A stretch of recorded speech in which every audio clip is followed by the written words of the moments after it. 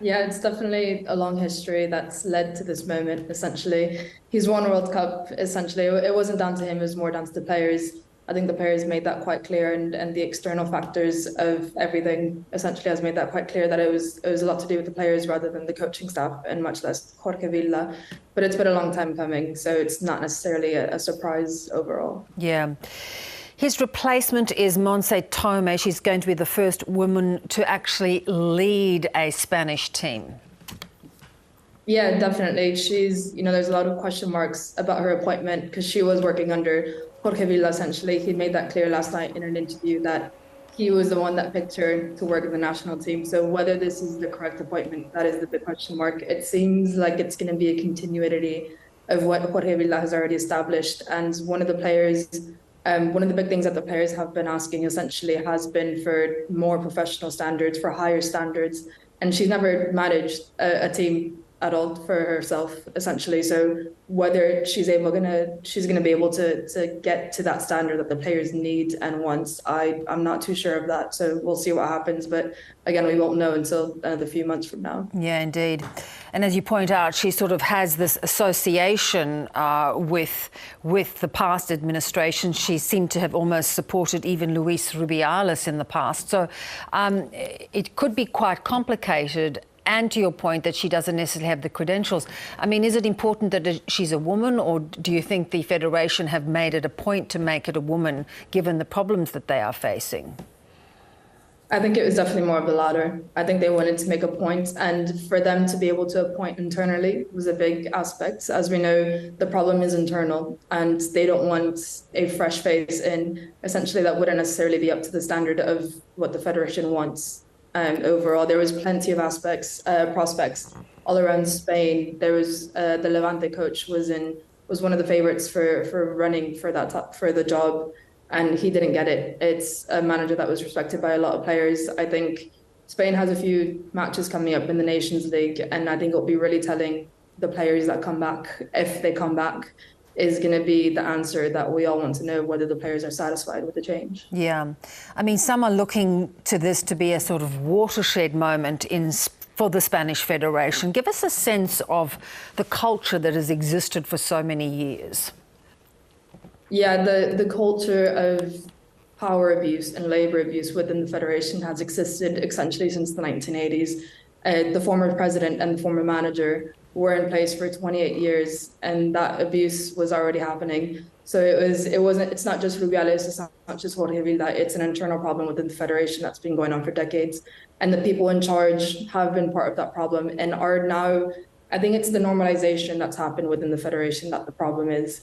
So when you have someone within the Federation, they're already normalized to that power abuse, to the minimum, the minimum access that these players have to be able to maximize their potential as a football team, essentially. It's in any other work environment that if you don't feel comfortable and you're not going to be able to maximize your workload, you're not going to feel comfortable to be able to just work and do your job correctly as everybody wants to. So the internalization of the normalization of everything, of the power abuse, is the problem. So the Federation needed to make the change and get someone external, needed to get a fresh face that hasn't been part of this process for years. But again, this has been going on for decades. So it's going to be a long process. It's not going to be just sacking Jorge Vilda. It's not going to be getting rid of Rubiales. It has to be a very intensive internal structural change. Yeah.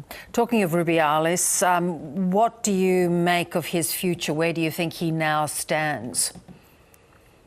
He stands right now suspended by FIFA it was 90 days, about 10 days ago. So he has 80 days left to serve, I guess you can call it, while the FIFA proceedings are open. UEFA hasn't done anything. They haven't stepped in because they said that they didn't feel it was necessary. And Rubiales is vice president of UEFA, and he is friends with a lot of them. So I would assume that has the answer to it. And Spanish government has done what they could to get him out of place by potentially going to courts. But the conclusion of that wasn't enough to be able to take it to a higher court that would have the power essentially to dismiss Rubiales from his position and from sport in general as well. So that proceeding closed. Now it's just a matter of waiting for FIFA, essentially, and how much you want to put your hopes into that is another story. But obviously the federation has released a statement asking for Rubiales to resign, and he hasn't. So now it's just a matter of waiting for that FIFA proceeding and seeing what can be done next. Yeah, it must be the only organisation that actually gives somebody the option to just refuse to resign and not sack them and have that power. It is just quite extraordinary, as you point out. There's not a lot of faith in a lot of what FIFA does either. Yeah, no, it's definitely not an ideal situation. Obviously, Rubiales is, he's the maximum power at the federation, and the federation is a private entity. So because it's not part of the government can only step in as an external and kind of proceedings in the process. In this case, it was the power, it was the moral abuse, it was the potential, sexual assault that would have been with the kiss. That would have been the only way that external governments in Spain could have been involved, and that now has gone to the conclusion that they can't. So now you're waiting on FIFA, and the way it's been going and the slow process that it's been going at, it's not looking entirely great. So in this moment, all Rubiales needs to do is sit out for 80 more days, and he can be back working as normal, essentially. Yeah, it's extraordinary. What do you make of the fact that the men's team came out in support of the women and against what Rubiales did?